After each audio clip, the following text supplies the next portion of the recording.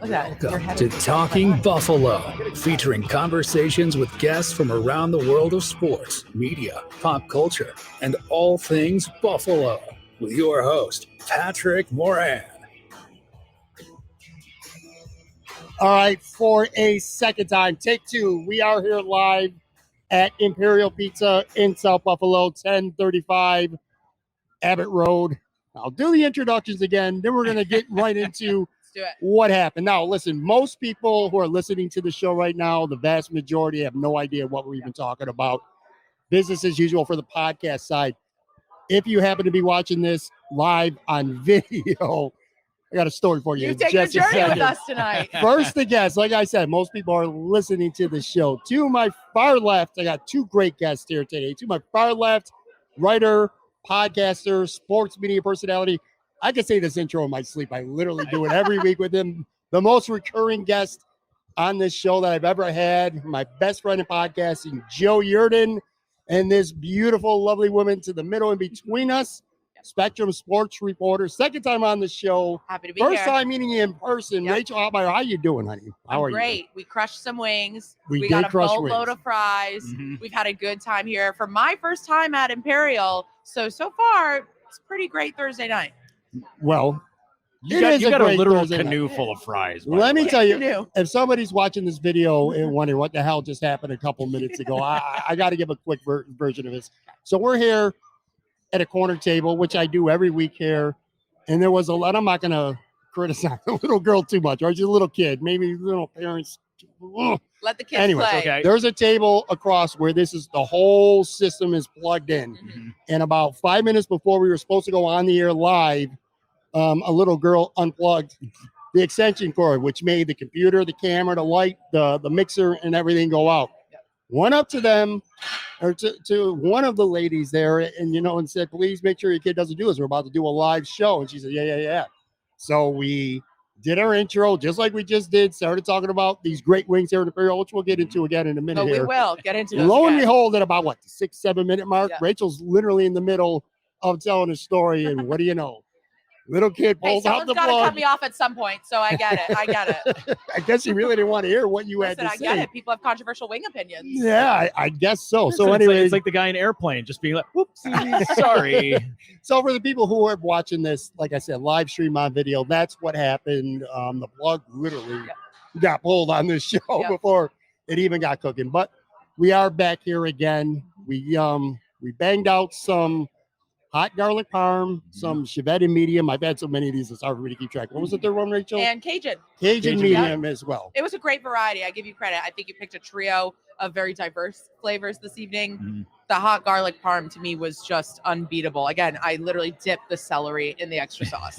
What about you, Joe? I took some of your French fries for the garlic hot. It garlic was a parm sauce, too. boatload. It was- Everyone is welcome. It was well, yeah. I think everybody here is getting fries tonight Sure. too, just based from Rachel. That's nice of you. Yeah, you're welcome. No, I got the my favorite were the Cajun. I'm a sucker for Cajun wings no matter Yeah, where. they taste great. And these were awesome. Like here, like any place that does it, like Elmo's everywhere. Cajun wings are sign me up. Let's go. And Interesting. last time I was here, I'd had the Jamaican jerk wings, which are Mm, amazing. okay. But the only negative thing is that I could smell it in my hands for 3 days It afterwards. stays with you. It's so Stuff. good. It's so sticky, rich, beautiful. Yeah. One of the Great. things that we were talking about before the stream went out the first time, and I want Rachel to tell her story because I was really, Joe and I were both Oh, I'm interested so in this. glad. But before we get to that, we were talking about consistency. And one of my favorite things about a place like Imperial Pizza is despite how busy it gets, and when you guys first got here tonight, you can see how busy this place was. Yeah. Imagine it on a weekend. Anyway, they pump out a lot of food here. Yeah. But they're really consistent. Like if Yeah. you like these wings tonight, you're going to feel the same way about them the week after and the week after that. Whereas a lot of places, and this is what separates good places from great places to me, is, Rachel, you can go with a friend and you can get wings and you'll be like, these are amazing. 3 weeks later, you go back with somebody else or maybe that same person and they're like, they taste nothing Yep. alike, So that's one of my favorite things about Imperials. What you get tonight, if you like it, you're going to get it every time. Consistency is a hallmark to me in recommending people wing places in this area. Mhm. Now that I've been here for almost a year next week, I can't in good faith recommend people to wing places to try and get them outside of the bubble of the typical, Gabe's Gate is the closest to Key Bank, so that's what you see coming in the locker rooms. But I can't in good faith recommend places unless they have proved consistency. Sure. And the first way I tested that was after I went on your podcast for the first time. It really exposed me to the depth and breadth of wing opinions around here, and just how deep and how various. I'm trying to think of more adjectives to just describe the wing market that is Buffalo, New York. Yes. So with that being said, a few weeks later, this is in May, I dragged my first friends in Buffalo, and thank God they're still my friends today after this experience, on my own wing tour. Not the heavily marketed, gentrified wing tour, but the true wing tour of all types of places, chains, holes in the walls, places with reputations to speak of. Okay. And I made us rating cards on Canva. Crunch, flavor, texture, cooked thorough, size, presentation, service. This and is the thorough. Yeah. Oh, I go hard, Joe. Okay. And I take this very seriously. I want to be able to be a Buffalonian that can give a hearty wing recommendation. So with that being said, we set out to over a dozen places in one day. We limited ourselves to one basket of medium per place, and everybody just had a wing or two. That's how you your ratings, right? And that way you can rate among something consistent. Everybody's got a medium. Not everybody is like Dalmatia Hotel that has peanut butter and jelly wings that are fire, by the way. I cannot emphasize enough how much I've been thinking about those peanut butter and jelly wings for almost 365 days straight. But with that being said, that's how I really learned my way around and got to form my own opinions. And I'll tell you what the math said. I did the analytics. Okay. And based on the data, my top two favorite wing places that I can now confirm to you are Kelly's Corner and 9/11 Tavern. There we go. Those to me are above and beyond the best in every single category: flavor, crunch, consistency, service, and 9/11 really wins on the presentation. That little bowl array, stunning. See, that proves to me the nerd test and the eye test work in concert with each other. Yeah. Yes. That's great. Yeah. A great thing there's a lot of good things about South Buffalo. One of the best things, if you like wings, you love 9/11. I love 9/11 too. I love Imperial. And there's one other one, Doc Sullivan's. They're all within like 5 minutes of each other. Doc's on the way literally. here. I mean, this place is a really good yeah. community for wings. You know, before we start talking about some Bills and Sabres stuff, because this is fresh in my mind, what happened during this first He's stream. traumatized. I got you. You're on TV constantly. Oh. You've done a lot of radio. You've done a lot of TV hits and stuff like that yourself, Joe. Have you ever been, what happens when you get rattled? Like when something beyond your control happens like that? Like I'm thinking in my mind, you know, I have bullet points, what we're going to talk about and stuff. But, you know, even though I'm experienced at doing this, I've been doing this for 5 years, but still, that's something that doesn't happen often. How do you handle being rattled? Because you're going to get rattled. If you're on TV and up on the air, something's going to happen. Or Joe, like I said, you're on the radio, something happens. How do you handle getting rattled when something like that unexpected happens? It's definitely happened to me before, especially in my time in Wisconsin. I did cover the 2020 general presidential election, and I reported live from lots of rallies, even solo as an MMJ. So we could talk about the dangers of that in general, but above and beyond, I remember reporting live from a post office rally to save the Postal Service and what that was going on in the heat of the election cycle. And it's a moving rally. There's only so many things you could do, cars coming, and it's hard to focus on bullet points with things like that. Or times I've had to cover political rallies, and really anything can happen at these sort of events. Yep. It's not far off from when you're at an arena and there's drunk fans. And at the end of the day, you know, and I don't think it's happened in Buffalo for a while, but you see scenes like UMass or Gonzaga where there's riots, stuff like that. You have to treat every environment like it could be volatile. So the way I get through that is planning. You know what? This actually reminds me of nerd alert here. Okay. Devon Levi's goaltending theory. Hear me out. It's a stretch, but we're going to make it there. All right, let's go. Some fun facts for you all.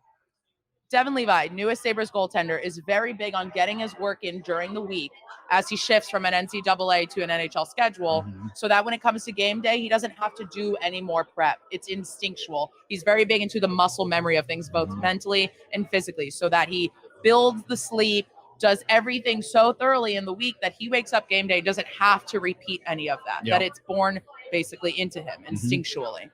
that is how I treat live events and stuff like that I do so much over the top prep work in terms of safety planning, in terms of the bullet points, in terms of where any single conversation could go, in terms of what's the worst thing that could happen, to be able to plan. Now, don't be as psycho as me. That's not good for you. But I will tell you, nothing bad's happened yet. So as long as you can kind of keep it within bounds, anything makes it on TV these days. Sure. What about you, Joe? Like doing radio hits, podcasting, there's got to be a point of time where maybe you completely stumbled over something, that point that you wanted to make, and it's probably sitting in your head while you're trying to get through whatever it is that you're talking about. Like, how do you handle that moment where you get rattled? It's it can be tough.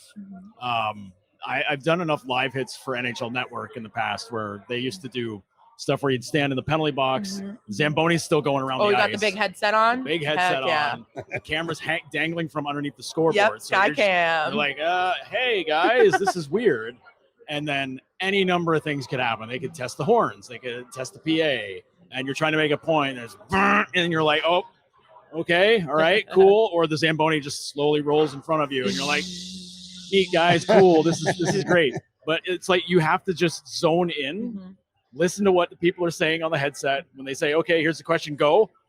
Say your answer, just go with it, and just put everything else out of mind. And then when you stop talking, and then they start talking, you can be like, I can't believe that Zamboni just went by in front of me. Are you kidding me? This stuff, this is stupid. Or like, guys on the bench are throwing pucks out on the ice, get ready for warm-ups or something. It can be a lot. But yeah, it's a mind over matter thing. Like you have to like zone in and focus, or else you're gonna wind up on like live stream fails or any kind of stuff. No, we don't need to even throw that out there. Nobody's failing here. No, nobody's failing here. No, you guys, you're professionals. You guys are talking about far more serious issues. I'm talking about a little 4-year-old girl running around. Hey, Imperial Pizza. It's the biggest stage of South Buffalo. Hey, I guess you never know what's gonna happen when you're here at Imperial Pizza. Before we get into any like Sabres or Bills stuff, I know Joe's a big baseball fan and a Yankees fan specifically. Are you a baseball girl? Hey, 2004 is a great time for me. I very much remember that Red Sox World Series, like jumping up and down on my mom's bed. That's right. That's how I was raised. I'm sorry. Listen, I got the days of uke that sounds like Uko these days. It's getting messy. Rachel, tell the good people at home how old you were in 2004. Oh, in 2004, I was 8 years old. There we go. I was 8 There we go. Yep. 96, baby. So, where's my walker? Listen, I will hook it up if that's what you need. I'll make sure you get onto the ice safely. Thank you. It's fine. So I did grow up. I enjoy baseball very much, but I will also say this as someone that is deeply engrossed in hockey.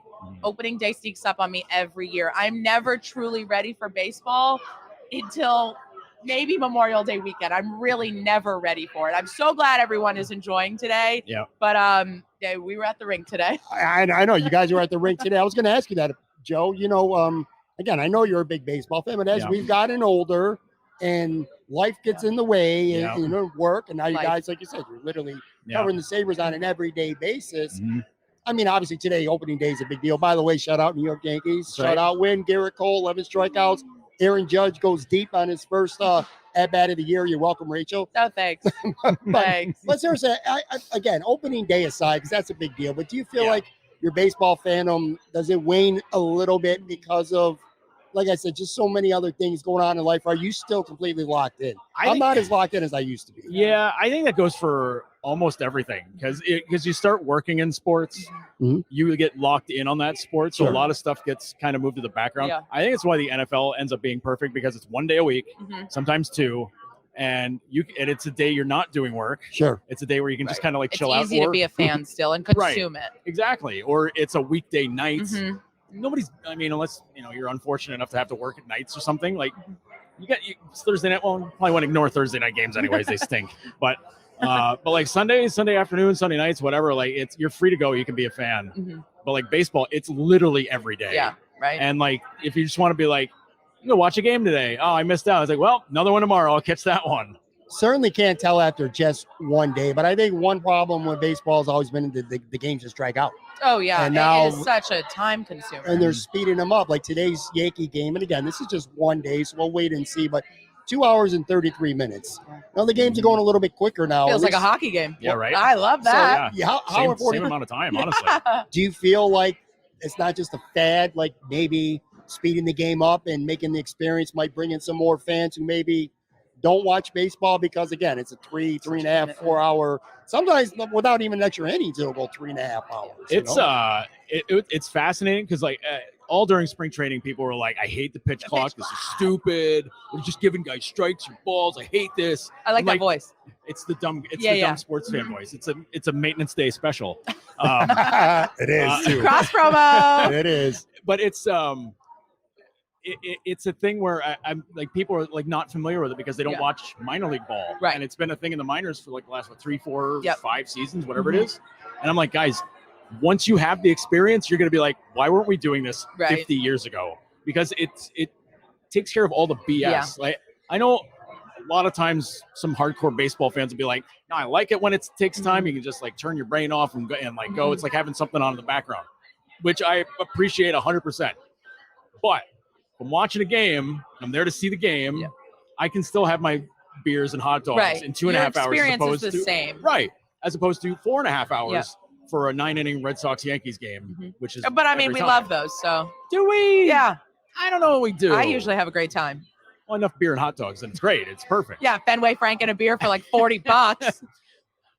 Only $40 there. It's probably 50. Second mortgage at Yankee Stadium. But the way I look at things like the pitch clock and these developments is it reminds me of, I grew up maybe the only New England family that watched NASCAR. Okay. I grew up, I watched NASCAR. I first watched it when it was the Winston Cup series in the 90s, then Nextel. Like, I've been through the generations of this. Yeah. And over the past few years, NASCAR has made up a lot of adjustments to, especially the TV product, making stages for races and the way and playoff formats. It's a way of making it more digestible to the average consumer. And I sometimes look at sports like this, even though baseball is such a global phenomenon, the power of the television product ultimately means you have to make it more digestible to different people, because baseball isn't always accessible to everyone. So when it is in some form, it's 2.5 hours is more digestible to the average person than 4.5. Even if we want to be purists about the sport, that's the direction that I feel ultimately everything is going in. I say playoff games now, you don't have to sweat. Like, a playoff game can start at 8:00. Yeah. It's going to be over by 10:30. Right. Like every news station, and I'm sure you're 100% about this. Like, if that game can get over before the 11 o'clock news, and everything it's can a go godsend. on time, you love to see it. Oh, there are so many instances depending on what affiliate you work for. Sunday Night Football, we wouldn't go on air till 1 a.m. sometimes. March Madness has got certain stations screwed. It's tough to have to build as local news, to have to build around national programming and sports. While I love it, I know my local news parts are like, why is this game going so long? It's a terrible thing. They have so many timeouts. Yeah, well, stupid. Let the boys breathe. Yeah, right. Okay.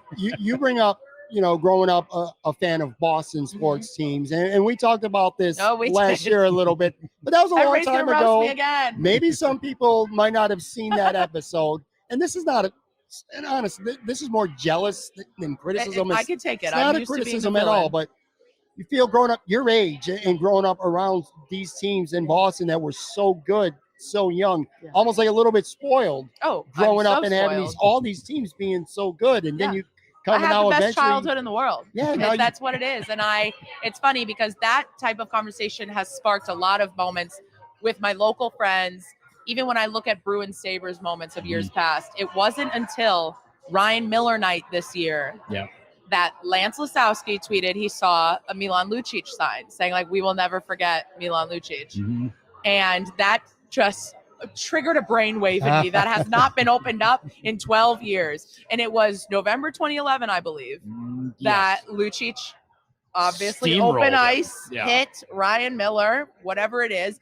And my experience watching that on TV 500 miles away was so very different than people here watching that on TV. And it's just moments like that really make me think not only of my childhood with gratitude for being able to have these memories and parades and such like that, but it is, I hate to be cheesy, it reminds me of why I got in this. I got in this because I saw the standard of what fans demand in sports coverage of their athletes and what the pinnacle of success in dynasties can look like. And that covers everything, all sorts of content. I consumed everything growing up. That was back when Barstool was just a Boston sports blog and coming up from the ground roots. So when you think about these things, it really does, in a sappy way, remind me of this is what got me into this in the first place. But yeah, I'm spoiled rotten is the point. Yeah. Oh yeah. Was it a little, did it take an adjustment, kind of getting to know Buffalo sports fans? I mean, obviously you're recovering teams, not just seeing the angst, the suffering that what they would do to just win one championship. You know what I'm saying? Sometimes I've had conversations with friends and I've been like, yeah, but you got this or whatever. And it's just not the same. Yeah. It's just not an experience. I respect that experience and those emotions more than anything. But to me, the unifying experience that I've had is, growing up in Boston, covering the Packers and Wisconsin sports. And now here I am fortunate enough to say I've always worked in markets with extremely diehard fan bases. And that to me is the most gratifying of all, because people care about what we're doing. No matter what, people care about your podcast every week. People care about what's being said about these teams, what's being analyzed, everything. And that is such a unifying factor. I mean, that's why sports coverage matters so much. It's politics without hurting anybody at the end of the day is how I see it. So to me, that's how I got to know Buffalo fans the best, is they care so much. Their experience coming up might have been different than mine, and it's maybe motivated differently because of so many years of angst. For both of you who are not or did not grow up a fan of the Buffalo Sabres, Joe is a noted Detroit Red Wings fan. That's right. Grew up Boston fans. Do you feel like the job's a little bit easier because it's natural? Like, so there's a lot of Buffalo-based reporters who now cover Buffalo teams for a living, and they've done a good job, but it's a process for them to kind of remove that fandom that they grew up watching. They do, but it's a process. Whereas you guys who are covering, we'll stick with the Sabres right now. Neither you grew up a fan of the Sabres. It's much easier for you to remove the emotion of covering a team because of that, right? Oh yeah. And I grew up. Sabres games started becoming pretty regular in the Albany area on cable when the MSG deal at some point altered, and then suddenly Sabres games were getting priority over Rangers games on MSG, and it was like, wow, how's this happening? This is weird. And Rangers fan friends of mine are like, I hate this team. I hate the Sabres. And it's because they can't watch the Rangers anymore. They're like, I hate this so much. And I was like, blame your team for that. But the whole thing about not being a Sabres fan, I made it very clear. I've never been a Bills fan. Like people accept that. Bills watcher, as we say every watcher, week. Not a fan. But we like say that every week. Sabres wise though, every now and again somebody will come up, either slide into the DMs or just come right in and be like, hey, how can you say things like this about the Sabres? Aren't you a fan? And I go, well, I'm a fan of the sport. Like, no, weren't you a Sabres fan? And I go, no. They're like, I never was. And they're like, how can you not be a fan and cover the team? And I'm like, you'd be surprised how easy it is to do that. For me, it would be so much more difficult to have grown up being a fan. This is why I give my buddy Bill Hoppy a ton of credit, because he was huge Sabres fan growing up, but he's been able to park all of that. He's to be a really strong reporter. That is a good skill. I would struggle. And it's to be able to, and he comes at it with that perspective of knowing all about the past, everything that built into that, everything about that, and having that kind of like shape him as he's come up. But like, he can be objective about what's going on. For me, it's just like, I don't have any entanglements. The only entanglement I had with the Sabres was that the Red Wings made a pretty damn good trade with them to get Dominik Hasek from them for Slava Kozlov, which really sucked for Buffalo. But I mean, like once I started doing this professionally, when I started with NBC back in 2010, it was so easy for me to be like, all right, we're done here, because that was now my job. I was able to be like, okay, I can be objective now. Now I was a classic shit poster online, like message boards and the whole thing back in the day. If Twitter was around in like 2005 or whatever, I probably wouldn't be hireable by anybody at this point. But it's just you grow up with that and you have that, and it's you're able to shake that off pretty. For me, it was pretty easy. I know for others, it's either not as easy or they just choose not to, and they're just kind of like, nope, I'm going to lean into it, which that's their choice. That's what they want to do with it. That's fine. But for me, as like thinking about it as a journalist, and I was a blogger for forever, and I still looked at it as a way to be, no, I can be professional about this. I can be snarky. I don't have to be an asshole about it though. I'm not going to compare what I do to either what you do. You guys are doing what you do professionally. This is a podcast and it's different. That said, it's content. We're all in the content world. Sure.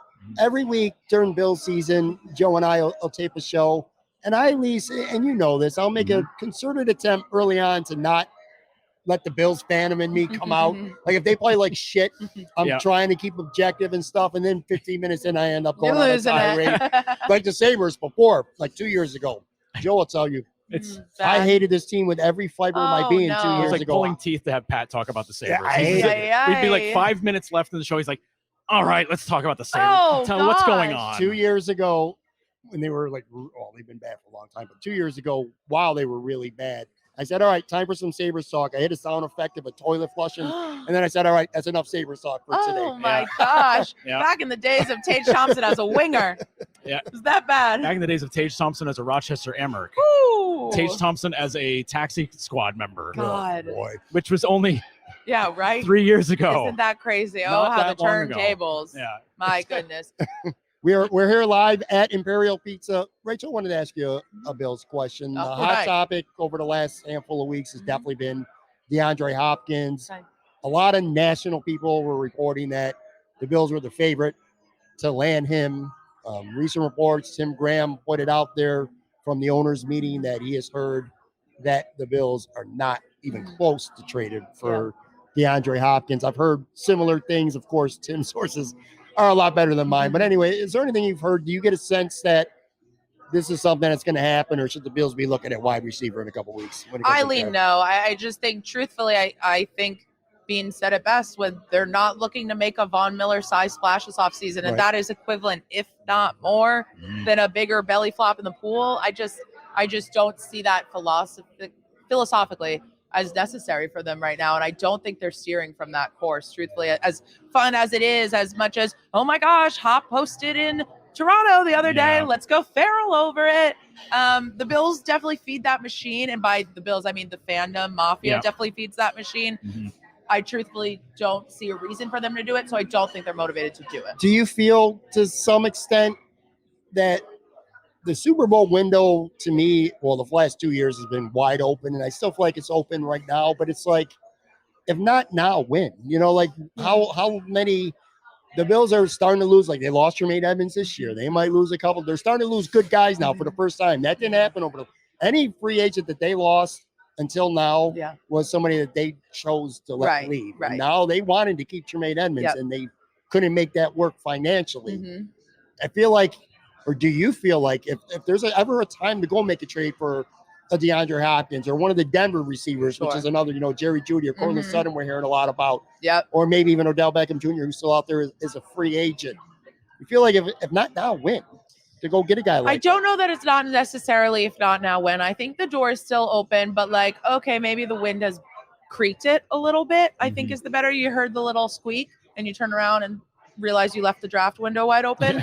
At the end of the day, this is something that Mafia has to get used to experiencing. Obviously, you had your drought years, and now you've built a really good team, but contracts expire. Guys want to go get their business. And I said from the beginning, Tremaine Edmonds, if he left, would be the biggest to walk away. I think that is the most impactful that they let him walk away of all the free agents and guys that could have gone and got their money. Obviously, a lot of people are excited that Poyer came back, and I do think he is somewhat of a glue guy in this locker room at this point, in addition to what he does on the field, especially when he's healthy. But at the end of the day, I think Tremaine Edmonds is a really key loss. Were you a little surprised that he left? I mean, there was always a good chance that he would leave, but did you think that the Bills would find a way to work it out, or do you think that the money he got was just too much and it just didn't make economical sense to keep him? I think that they probably gave him a fair shot, but I think he knew with his age and the benefit of his age and where he was at on the roster that he knew it was the right time for him to pursue that business. And at the end of the day,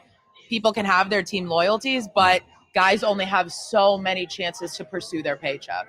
So, and I think he knew that this was a really big window for him. He, with his age and the way his contracts line up, he is the lucky one that might have a couple opportunities to go after that window. But truthfully, that's rare, if anything. Joe, we talked about earlier this week when it comes to the Bills, it's about role players right now or upgrades, not necessarily massive upgrades, but notable upgrades, adding the depth. But most importantly, and you still feel this way too, it's about the players who were not healthy last year getting healthy. Micah Hyde. Micah Hyde, exactly. Jordan Poyer getting played. He played through a lot of injuries last year. Yep. Trey White was a shell of himself last year. It took a long time to get back, and he wasn't the same. Jordan Phillips, who the Bills just re-signed, he was hurt a lot of the year. Ed Oliver was banged up. But keep going. Von Miller, obviously, the big one with the ACL. Yeah. You feel like Brandon Beane's strategy right now is, you know what? If our guys are all healthy, we're still one of the top 2 or 3 teams in the NFL. Let's just get healthier, which is a risk because these guys, as you said on Tuesday, they're not getting younger. Yeah, they're not getting younger, but that Bills defense was still extremely good last season, even with everybody being injured. Sure. Different times of the season, Trey White being not himself, being without Hyde for most of the season, Poyer getting banged up all year. There were obvious issues. They lose Miller halfway through the season. But I think if you're counting on them to come back, and if they're not as good as they were, you're still bringing them back to a defense that was really good and, came up small in some really big moments, obviously. But if there's something to take away from that, where maybe they losing can create a winning atmosphere eventually because you just get sick of it. Sure. I have to hope, we're on 3 years in a row now of not great. Getting close enough to taste it without actually getting to walk into the big stage. Yeah, and 3 years ago, getting closer than they were. Yeah, right. And then, the last couple of years just having really bad. I mean, last year, I don't know how to chalk up last year. Bad defense. Well, bad offense last year, too. Yeah. But that's been the problem with this defense that you speak on. They've been really good during the regular season, but their losses, the defense is literally imploded. Before we take a quick break, Rachel and Joe and I talked about this earlier this week. Tyler Dunn was on the show a couple weeks ago, and he talked about he thinks a problem, well, not necessarily a problem, but he just pointed out that a lot of Bills fans, maybe some Bills media, maybe even the front office for all we know, that they put a lot of stock into what this team does during the regular season, and especially fans. This is mainly fans, and not enough and what they do in the playoffs. And he cited Tremaine Edmonds as an example. Tremaine Edmonds had a really good year last year, but you pop in that Cincinnati Bengals tape, and he was getting bullied, literally bodied all over the field. Ed Oliver, too, completely disappeared in the playoffs. Do you kind of agree with Ty where it's like maybe this team's good enough and they've been good enough now for long that maybe the goalpost should be pushed back a little bit, that let's not – what they do in the regular season doesn't really mean much when you're getting completely dominated in the playoffs, at least defensively the last couple of years they have, for sure. Yeah, I do think I agree with Ty Dunn, but I don't fault Bills fans in any aspect of the organization for feeling that way, because I do think those successes matter, especially when you're not used to stacking those. Yeah. It's important to not lose sight of that, but I do think it's okay to add or move some of the goalposts because, again, this is coming from a childhood where I was used to that minimum of making playoffs every year. Nothing less was acceptable, let alone storming to the Super Bowl. And I came up in a fan base, and that is how I consume football, of those types of standards. So it's interesting. I just think Bills Mafia is in this growth period where you have to adapt and change that type of perspective and what you're holding your team to on the field. And that just comes with consistency that, unfortunately, the last few years, the Bills have been consistent at where they're making it and where they're dropping it. So it comes with time. All right, we're going to take a real quick break, come back live from Imperial Pizza.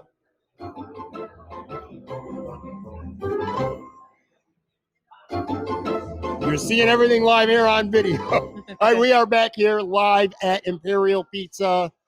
It's funny because great timing. So I got Rachel and Joe with me, and if you look around this really appealing restaurant here, you will see plenty of Patrick Kane memorabilia. I'm looking off the corner. 1, 2, 3, I see 4 jerseys. 5. Make it 5. Make it 5 jerseys hanging up. And a Tim Kennedy, too. And another South Buffalo guy. Yeah, South Buffalo guy, Tim Kennedy here at Imperial. All right, great timing because the New York Rangers, it still feels a little bit weird to say that.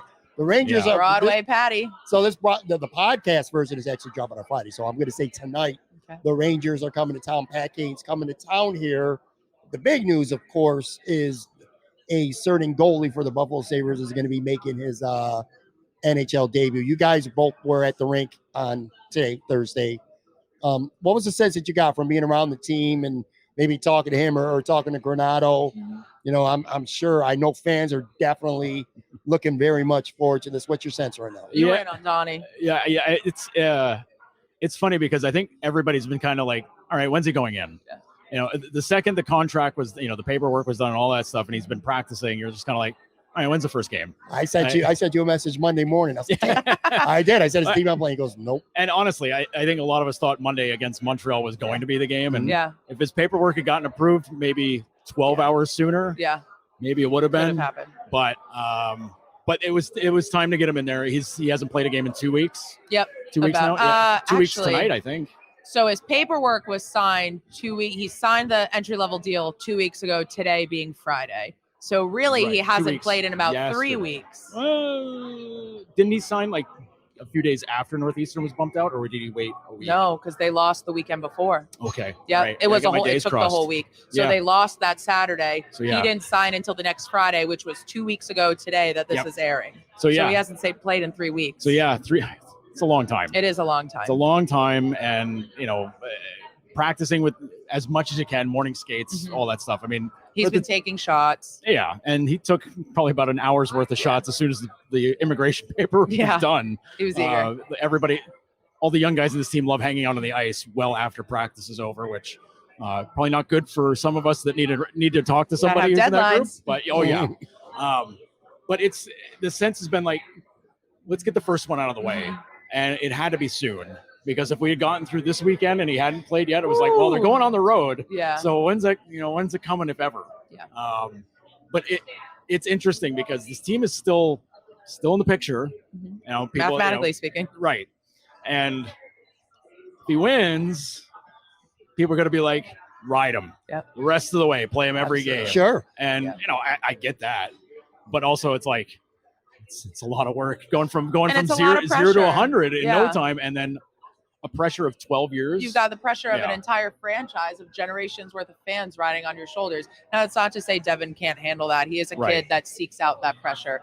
For those of you who may be watching, I'm assuming you didn't watch the Bean Pot tournament. You should expose yourself to it. Yes. Every New England hockey fan circles the first 2 Mondays of February on their calendar for the Bean Pot tournament, where BU, BC, Harvard, and UMass face off in a 4-team tournament every year. And it's legendary. It's called the Stanley Cup of Boston. It's amazing.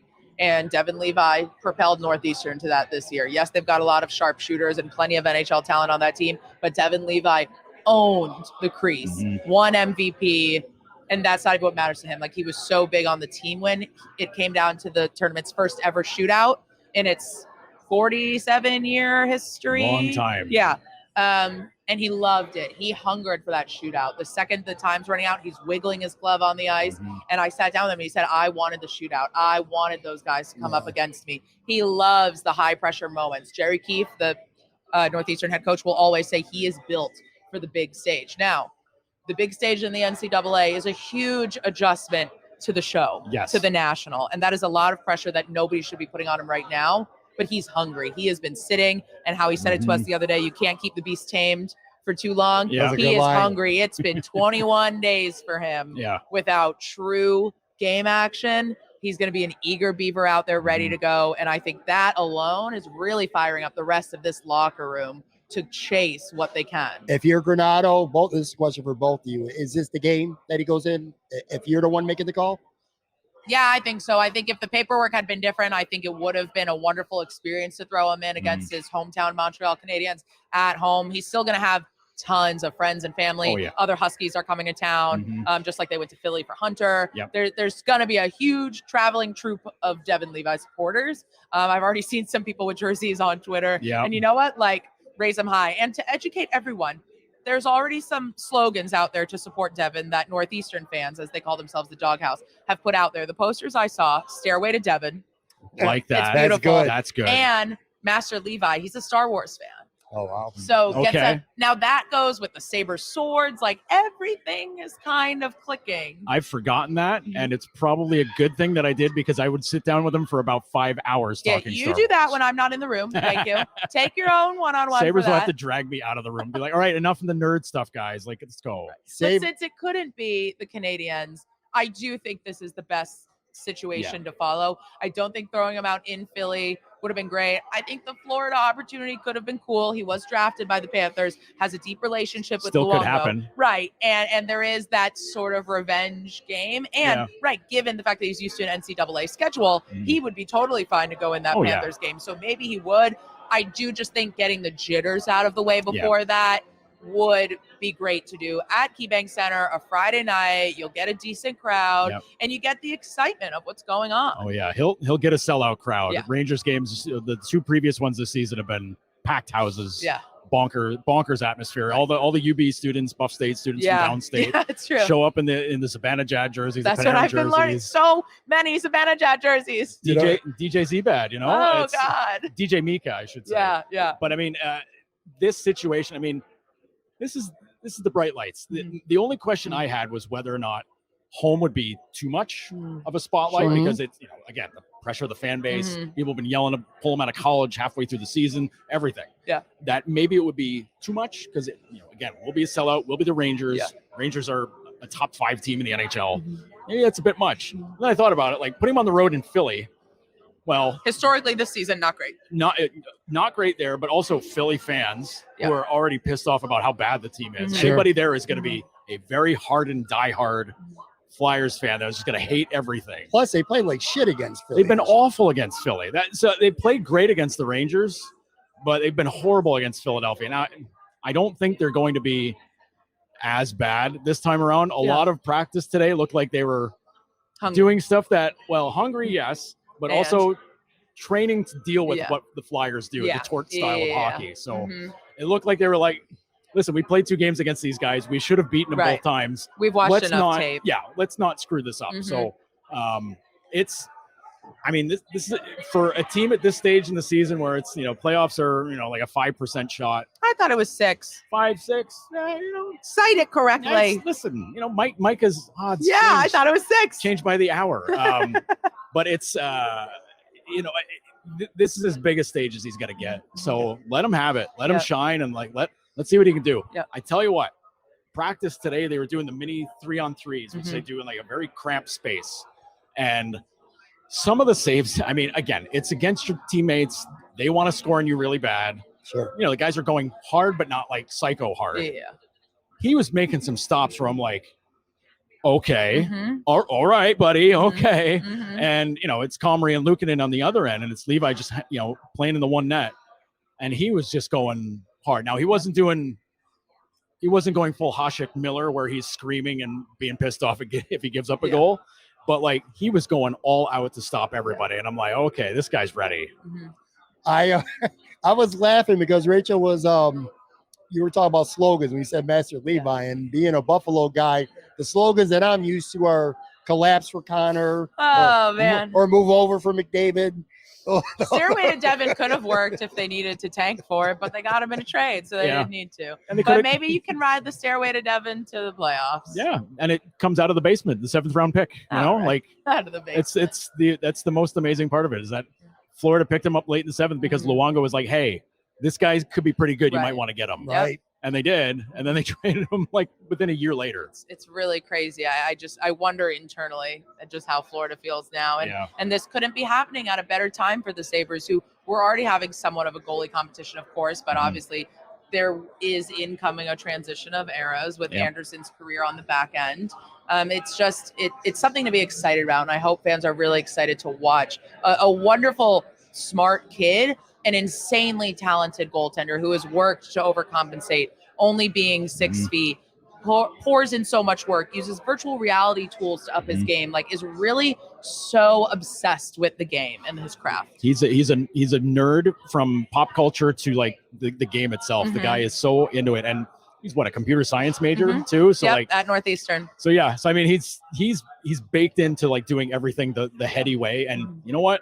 Not a lot of goalies are fun to watch. He is. Yeah. I think there's a lot of casual Sabres fans out there that don't watch too many games that need a reason to watch them. And he's going to be a reason for sure to watch it. Another guy is Tage Thompson is a reason to watch Sabres hockey. He's trying to battle back from an injury. Going by the lines on Thursday, Middlestad was up in his spot. That's the way it was on Monday as well. If Tage can go against the Rangers tomorrow, I guess depending on when you're watching or listening to this, who's coming out of the lineup? I seen Greenway. Is it Greenway? Now, we were talking about earlier this week on the podcast, Lucas Rusek, who, I mean, that question was already answered. He got sent back down. We both thought that maybe he deserved another look. Didn't happen for now anyway, but if Tage plays, who do you think's out?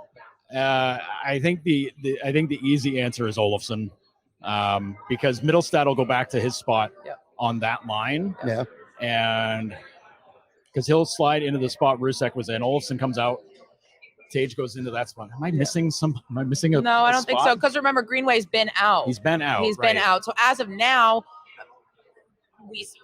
Samuelson and Greenway are still not back in the lineup. Obviously, now that could also change by the time people are listening to this in the morning, which would ruffle things. But no. Yeah, I think if it's just the straight swap for Rusek for Thompson, then nobody comes out. Yeah. But if they want to get Greenway involved, then things get interesting because fans are already frustrated with Greenway because I think he played banged up for a couple of games. He was definitely hurt for one of them. And he hasn't looked like the guy that they wanted to bring in. Like he hasn't been the physical, menacing presence around the ice. No, they're not asking him to take guys' heads off, but like hard in the corners, hard on the ice, all that stuff. But he hasn't been able to do that yet. And a lot of his other game hasn't really clicked yet. He's brand new. He's practiced 3-4 times total since the trade deadline. Sure. It is hard when you're a trade deadline acquisition, and the trend, especially for the Sabres, but this does happen around the league, is the second half or even the final third of the season is just such a cramped schedule. That assimilation is much different than if you're starting out in September. Let me ask one more Sabres question, and then I got a couple random questions that I did not even tell you guys about. So he's got these written down. I'm worried. Well, because I'll forget. No, but that's not. Well, I got something else. I got a stat written down. That's why I need to read from. Darren Dreger reported that it's likely Ryan Johnson. He made it sound like it was likely. He didn't come out and say that Ryan Johnson is going to sign. Obviously, that would be a good development. Beyond the rest of this season, going into the summer, you're good. You're good. Don't worry about it. I look better in darkness anyways. Actually, it doesn't look too bad right now. Number one audience member, Danica, fixing the lights. This is definitely the night here at Imperial Pizza where weird things are happening. Somebody knocked a light The beers over. are flowing great, okay? Anyway, defensively, going into the summer, I wanted to read some stats that I got off Stats Leaks. 29th in goals against this year. Now, obviously, the offense has become one of the shout better. out to Megan Chaika. Right. Yeah, shout out to Megan. Awesome work. 29th in goals against, 29th in expected goals against, 29th in scoring chances against, dead last in rush scoring chances against, dead last in odd man rushes against. That was a good stat board post. I mean, it's not really a question as much as a statement to you that you guys can comment on, but it's got to be the top priority this summer in terms of maybe personnel or something to find another defenseman or two maybe, because offensively this team looks good. The goaltending looks like it could be in pretty good hands. We'll see. But the defense, I mean, those I just read out the numbers. Those are not pretty. I mean, that's definitely their weakest area right now. I also think it's been an area that they have been thinner in terms of prospects and development. Obviously, they're flush with forwards. Yes. Rochester's overflowing with talent that should be getting NHL minutes at this point. But at the end of the day, if the Ryan Johnson thing comes to fruition, I think that will help. You also got to look at situations where Matthias Samuelsson, who is a real glue guy and does have such an impact on this team, has been in and out all year with injuries. And that, I think in hindsight, we've realized has really affected their schemes more than we would have thought, given his on-ice production in the first place. So I think there have just been inconsistencies. You've had guys like Owen Power, who I just spoke with today, and has had to get used to not just the increased workload, but is also adjusting from an NCAA schedule to a full 82 of a chaotic schedule. And it's just, it does take some of these guys, he is performing. He's, as of now, still tied with Jake Sanderson for points with rookie defenseman with 29 points this year, which is like, wow, look at what they're producing. But it's the consistency that needs to be ironed out. And I do think, obviously, bringing in some talent can help that. I also think that stuff just comes with time. Yeah. No, time is the biggest healer, especially with a team full of young guys. Because again, these guys, we saw a quote from Calgary defenseman Rasmus Andersson a few weeks ago, where he talked about the experience of being in and out of the lineup as a young guy. And he's like, listen, every young guy should have to get paced out this way, because the change from either playing in Europe, playing in juniors, or playing in college to the pro schedule is such a vast difference. And those leagues, you're playing 40 to 60 games tops. NHL, you're playing 82, and some of them are even in the 3 and 4 from coming up to the NHL. I mean, they're used to playing Wednesday, Saturday, Sunday. Now they're playing Monday, Wednesday, Saturday, Tuesday, Thursday. Like it's a constant rotation of minutes. So there's. So if you see a guy have an off night, like a Quinn has an off night, or even a Cousins is, still young, but like he's still kind of new to this too. Or Paterka or Power. Like these guys have off nights. It's like, well, yeah, that's part of the update. That's part of the adjustment. Bringing in a guy like Ryan Johnson, who I think once Ryan Johnson took a look at the depth chart on defense of this team, he's like, oh no, I can be on this team tomorrow. It's time. I think he saw that and was like, well, there's no other team that's going to provide me like an instant path. He can look at this, and that is the great thing about how the transition from the NCAA to the NHL works. When you compare it to NFL rookies and the teams they get drafted to, they can't control those opportunities. It is a little more in the hands of the players when they get to control that sort of entry-level timeline. Oh yeah, and circling back, because I went way off on a tangent there. Sorry. I was building off what you said. I was like, yeah, no, this is great. Let's add to it. The defensive side of things, Donnie's said since he was hired, he wants to coach an exciting brand of hockey, which he does. Yep. It's 100% exciting. And every when this team is going, going, it's exciting. Yes. The defense takes time though with young guys. And we've seen Cousins, that part of his game has gotten a lot stronger. Absolutely. He's already been a great puck possession guy. I was telling people, last season, his entries, his possession, shot possession, all that stuff was great. So the puck wasn't going in the net. Yeah. And, his line mates weren't scoring either. Now he's scoring. Right. His line mates are scoring. And his line mates are in their first season. So think about next year when Jack Quinn is like, oh, hey, this team's better when I shoot more. Right. Yeah, it's amazing. Paterka has no qualms about shooting. It's great. Exactly. I love to see that. Yep. But, when you got Quinn on the 2-on-1 and he's kind of like, no, I can dip this over here. It'll look really cool. It's like, no, dude, rifling it over the goalie's shoulders, really cool. And the fact that we're even at the point where these guys are starting to learn from the experience they're banking, because he's developing a two-way game. It's just, these things are so awesome to see. And I know everybody's so hungry, but development doesn't happen overnight. And development doesn't stop when you make it to the show. Development does not stop when you enter the national, especially when you've got the youngest team in the league.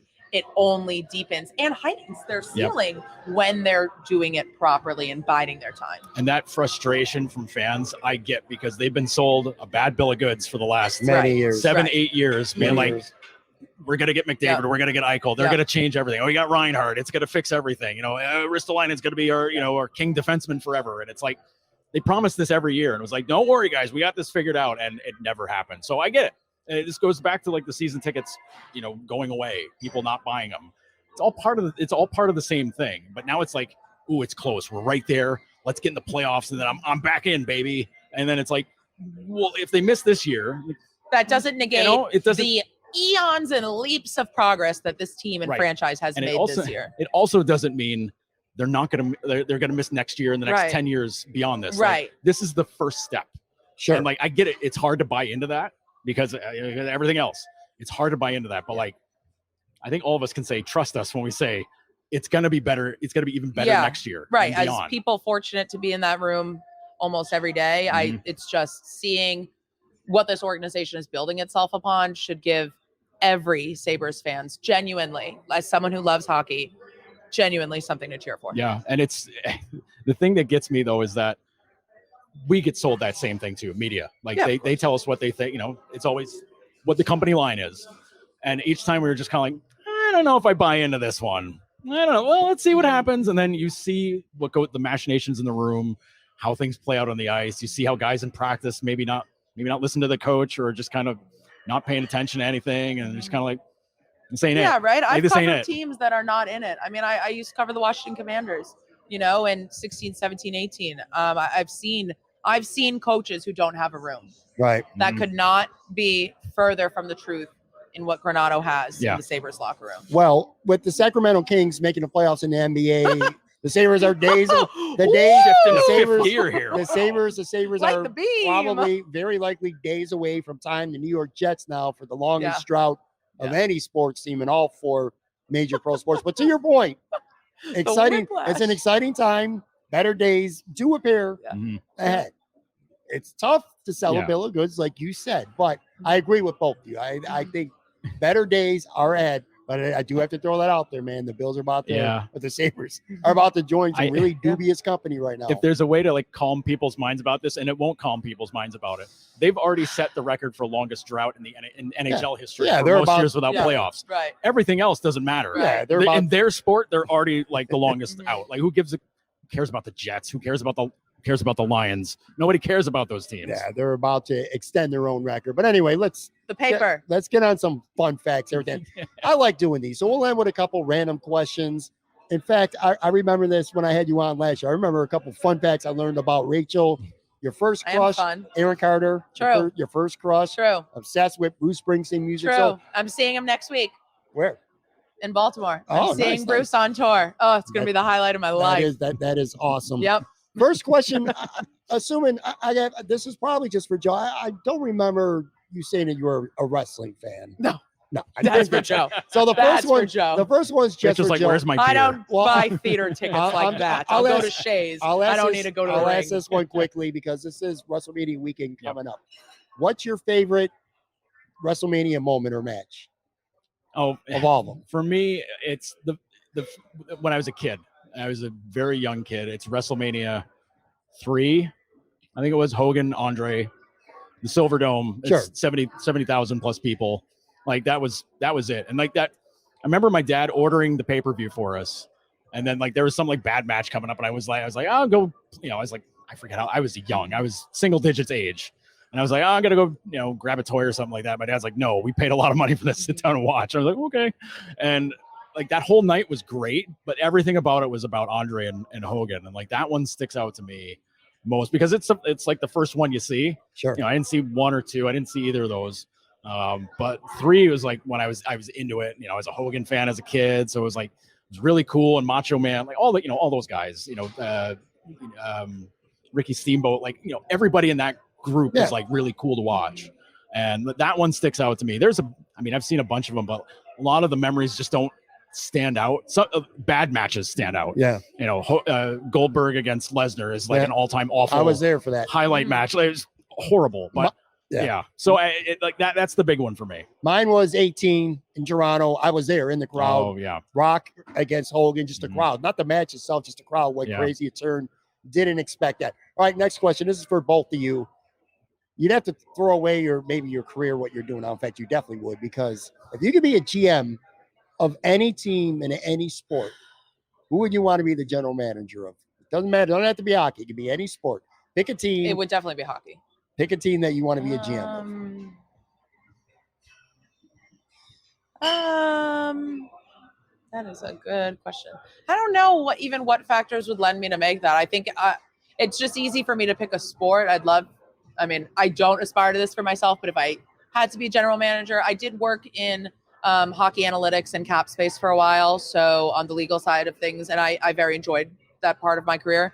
So if it had to be for a sport, I enjoyed working that in hockey. But there's guys like, you look at talented teams like the Bruins this year and everything they're achieving. I still don't envy Cam Neely's position. No. But because there are a lot of other things a GM does other than assemble a team. Right. I think I don't know if I could really choose. I would want it to be a market that cares, maybe not a market that's in the middle of being sold like Ottawa, or in a transition phase, or in a tough to sell hockey market. That for me is hard. I don't know if I could run hockey in Dallas or Nashville or something like that. While those markets are awesome and there's so much to talk about that fan base, I think I would need a more traditional hockey market. For me, that's where my passion from the game came from. But I don't know if I could really narrow that down. Yeah, I'm torn between being a baseball GM and a hockey GM. And I was thinking about this. Some part of me would want the smoke of being the GM of the Flyers. Like, that's asking for... You take that smoke, Joe. That's asking for the flamethrower. That's not just smoke. Because it's a team desperate for a title. Never mind playoffs, all that stuff. Like they haven't won a cup since the 70s. They've been teased with cup final appearances in 97, 2010, all that stuff. Like that's interesting. Like the fan base is rabid. Like, it's a very interesting situation there. But then there's a place like Columbus. Columbus has never had great management. They've had a handful of playoff teams. They pulled off one of the biggest upsets in playoff history a few years ago, sweeping Tampa as the 8th seed. But that's a market that loves that team. It's hard to notice because it's Columbus, Ohio. Ohio State dominates everything. But it's a really strong, good hockey market, but it's never been consistent. Yeah. I think that's a place where if you got consistent. Look, you got Johnny, and what else is around him? Yeah, you got Johnny and Laine and Zach Werenski. He's but like you don't have a lot to work with there. But you add a couple people, like if they get Connor Bedard, Blue Jackets are going to be pretty freaking fun to watch. Like that's going to be a really fun team. One more explosive piece in there, like they're just that far off from at least being able to build consistently. Yeah. So that's a situation that really appeals to me because I think you could have a lot of fun with it and be able to mold it the way you really want to. Philly, you're kind of stuck with parts of the past that people still want. Like you still have to have some guy out there that's going to hammer everybody. Can you hear the music on this podcast? Yeah, a little bit. Sick. Very little. And bartender's dancing. This is great. I am vibing. They played this at the halftime show at Ford Field this year, and I was having a ball. Let me tell you. Wait, which game? Oh God, the first or second one I went to within 4 days at Ford Field. This was the Thanksgiving one, the BB Rexa halftime show. Gotcha. Yep. All right, 2 more questions here. Let's say we were all really talented musically, and we were going I played piano for a few years. Well, then you might be giving away at a point. Then you might be giving away your answer because my question was, we could join a band right now, if you could join a band, go on tour, a successful band, whether it's you're joining a band that's already successful, or you start your own that becomes successful, and you could do anything, whether it was singing, keyboards, guitar, drums. What would you want to do in the band? Lead guitarist, man. You want to be the guy? Yeah, like a singer is cool. Like that's really like you're out front and center. You got to do all that stuff. But lead guitarist, you can be also out front and center, not really have to sing, and then. You've got your own groupies. Right. That sure. You've got that you too. Do. Then probably, also hyper nerd dudes that love, crazy guitarists, which is weird, but whatever. It comes with it. But then it's like time for a solo. You can just do whatever the hell you want to do. And just as long as it sounds great, people are into it, man. Like you get a chance to solo and do that. And like the whole crowd's into it. Like, yeah. And then you hand it off and then you take a break and you just kind of do whatever. But lead guitar would be the way to go. What about you, Rach? I enjoyed playing the piano. Like I could definitely do something like that, but I think I'm too loud to not be a singer. I'm not saying I'm a good singer, but like if I had the opportunity to do that and it was a talent of mine, sure. I mean, I do karaoke with my friends all the time. I'm always blasting music at volume 30 in my car, like screaming, singing. So that's just fun to me, and I think that would be my character. I totally could see you being a front woman. I could totally see you being a front woman. I think that's the energy. Yeah. So I just can't avoid that. I'm not saying I'm good. Don't ask me to sing, but that's just, I think, the type of character I'd be. Yeah. All right. I agree with that for you. Yeah. I totally agree with that. Last question here. So the Sabres are playing the Rangers tonight, and both of you are in the lineup. Now you're playing hockey. You're not covering the team anymore. Crap. Now you're both playing. All right, you got your gear on. Got to reverse hit you. You're out there. You're out there on the ice, and you score a goal.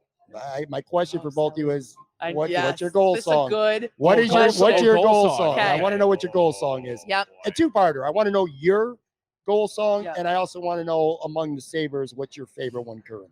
This is literally so easy to me. My goal song my entire life will have always been Fireman by Lil Wayne. Okay. And the sirens come up, and I'm not going to imitate the rest of the song, but it's the beginning, and it's great. That as always will have been my goal song. Second runner-up, Stuntin' by Danica looked at me and I got flustered because she knows what I'm about to say. Stuntin' Like My Daddy by Lil Wayne. That's it. Okay. Just that is my genre of celebration. Favorite goal song on the Sabres this year. I am so disappointed we haven't been able to hear Gummy Bear in person yet. Mm-hmm. Otherwise, I've gotten used to Tage Thompson sending us fishing in a creek. And we've just heard it so often that I don't know that I would have picked that out the gate. That was not the minus 110 favorite for me. Nope. But it's almost become a comfort at this point to hear it. I'm like, the world is spinning on his axis again. Key Bank Center is fishing in a creek. Mine, I'm picking this because the Sabres started using it as a victory. They used it as a victory song. I think it was last season. It's Rick James, Give It To Me. Yeah. Nice. That song is friggin' awesome. And like when they started using it as like the skate off wave to the fan song, I was like, dude, Buffalo guy, great song. Like just, it's funky. It's great. It's cool. Awesome. Like I love that. Yeah. Second place would be Party All the Time by Eddie love Murphy, that song. because that would be just completely stupid. Yeah. My buddies and I used to do we used to do like we called it Major League Wiffle Ball. Yeah. It was just us, just neighborhood idiots, and we had a webpage or whatever. But like we all had like walk up music because like our buddy's sister would like play the music for us and whatever. And my best friend had like his array of songs were all songs done by celebrities from the 80s. So like Heartbeat by Don Johnson was one of his walk up songs. Eddie Murphy was one of those, and I'm like, I don't know. You could probably pick any one of those songs, and I would be very okay. Very okay with that because it would just be so stupid and so great. People would be like, "What's wrong with this guy?" And I'd be like, "Yep, hi, I scored." Favorite on the team? It's Tuck. It's DMX. Yeah. And it's a good one. It's fun. It's the vibe. It also makes me laugh because it's censored for very good reasons. Yeah. But you'll catch me if they ever cut to me in the press box when he scores. You'll catch me saying all the words. Camera on, Joe. Oh yeah, I'll be saying all the words to it. And I'll be like, and Matt Fairburn can confirm this for me. I think Heather could too, but Matt definitely knows that I do this. But yeah, I definitely sing along to it, and I say the words that are bleeped out. Right. Honorable mention though, and this isn't his official goal song, but I'm trying to convince him to change it. Riley Stillman scored his first as a Sabre the other week, and KeyBank Center played Levels by Avicii. I, as the last year of Millennial, was hype. That's like everything to me in college. But I asked him and followed up. He was like, no, that's not my goal song, but I did like it. Maybe I'll just keep it for the rest of the year. I said, us Millennials appreciated it. Reminded me of the days of dancing on a table. I'm not doing that in the press box, but it was a good vibe. What did he say his song was? He just hadn't picked one yet. Okay. So, and for good reason, I guess. But that happened with other guys too, where that happened with Greenway when they came in. That's right. And I was like, oh my God, did you pick Waka Flocka, It's a Party for your goal song? And he was like, no, they just played that. I was like, well, sick choice. Let's just keep the vibes going. So whoever is picking those last minute goal songs, good on them. Because so far I think they've matched pretty well. They figured out what the vibe of the team is. Right. Honestly. Like in the past, I could not say that was the case, but it's nice to see that that's the case now. Yeah. All right, guys, that is going to do it. A big thank you once again, Imperial Pizza, 1035 Abbott Road. Consistent, man. That's just a word I'm always going to come back to with this place. Good, solid, consistent wings, pizza, fingers, subs, you name it. Big thank you, of course, to both Joe and Rachel. Make sure you follow them on Twitter. I got all that stuff in the show notes. Check Rachel out on Spectrum. It's so awesome to finally meet you in person. I'm so happy to be here. Thanks for having me out. Joe, I have every single week. Always good to be together with you. Thank you a lot. Sorry about, like I said, if you were watching the stream early on, sorry about what happened, but all in all, a good show. A great night. Thank you guys very much. And again, thank you, Imperial Pizza. Talk to you later. Take care.